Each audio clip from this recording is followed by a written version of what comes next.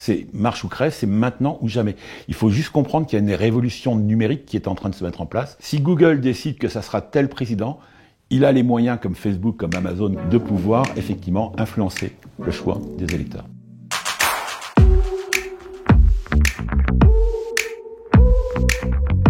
La data, si vous voulez, c'est toutes les données personnelles que vous avez. C'est la chose peut-être la plus précieuse qui existe au monde. Plus chère que l'or, que le pétrole, que le diamant, que tout ce qu'on peut imaginer. Les personnes vont donner toutes les informations à leur téléphone portable, que ce soit leur agenda, leurs notes, leur compte bancaire, tout pour les GAFA. Le plus important, c'est de récupérer ces datas. Donc il y a Google, Apple, Facebook et Amazon. On estime qu'en 2025, donc dans 7 ans, 50% du PIB mondial sera issu de la récolte de la data. Si vous ouvrez votre téléphone, si vous êtes un peu bidouilleur, vous pouvez voir tout le tracé que vous avez fait depuis 10 ans en marchant ou en voiture ou en train. Facebook ou même Google ne vous le disent pas, mais ils savent exactement combien de temps vous êtes resté dans tel magasin, avec qui vous avez discuté. 2 téléphones se sont croisés sans s'arrêter, c'est une personne que vous ne connaissez pas. Si vous restez ne serait-ce que 10 minutes l'un à côté de l'autre, ils vont savoir qu'en fin de compte, vous connaissez la personne et vous avez discuté pendant 10 minutes avec. On arrive justement à récupérer tout ça à des fins statistiques.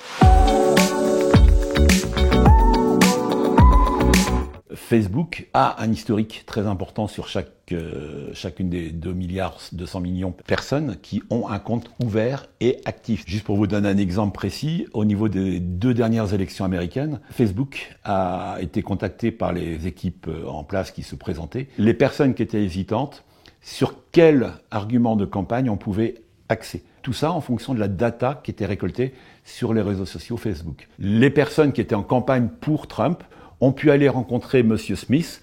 On savait très bien que M. Smith était hésitant. Par contre, il aimait bien, dans le discours de Trump, qu'effectivement, il était contre l'immigration.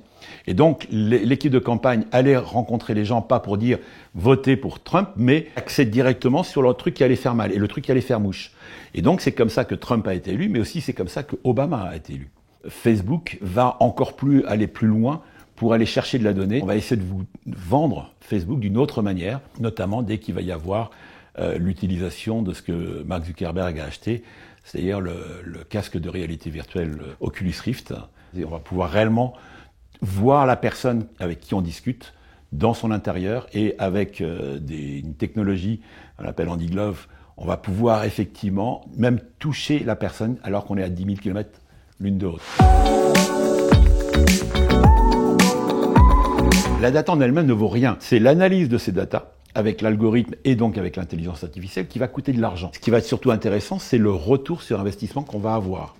AXA, société d'assurance, a décidé de proposer à l'ensemble des salariés aux États-Unis de faire le marathon de New York. Le hocher qu'on leur a tendu, c'est si vous acceptez de participer au marathon de New York, on vous offre une montre connectée de valeur $300 à l'époque. Tout le monde chez AXA a accepté de jouer le jeu. L'avantage, c'est que ça permettait de pouvoir voir son évolution. Combien de kilomètres j'ai couru? Quel était le battement de mon cœur? Est-ce que je me suis amélioré ou pas? L'investissement, il n'était pas très cher.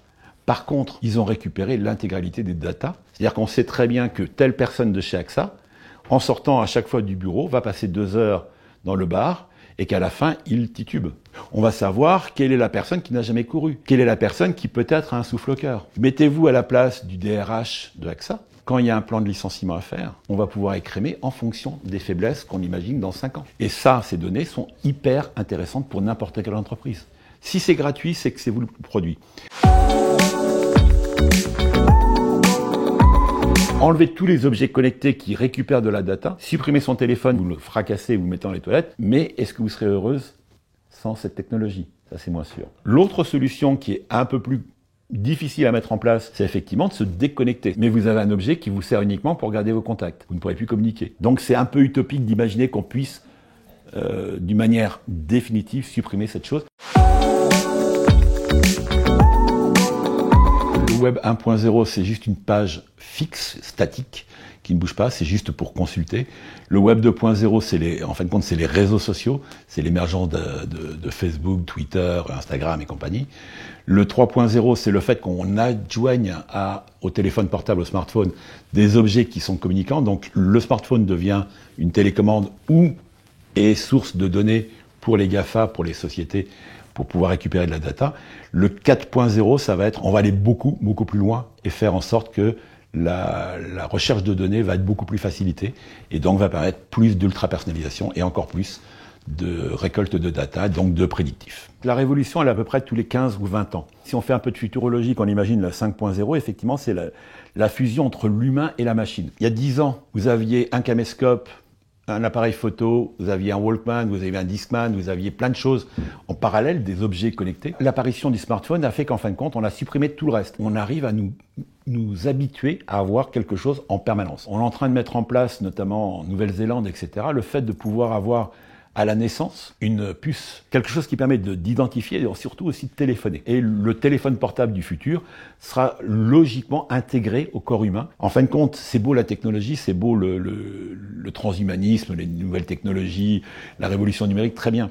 Sauf qu'à un moment donné, il faut juste être suffisamment responsable pour pouvoir se poser la bonne question. C'est trop beau pour être vrai. Est-ce que oui ou non, c'est pour mon bien qu'on me propose ça ?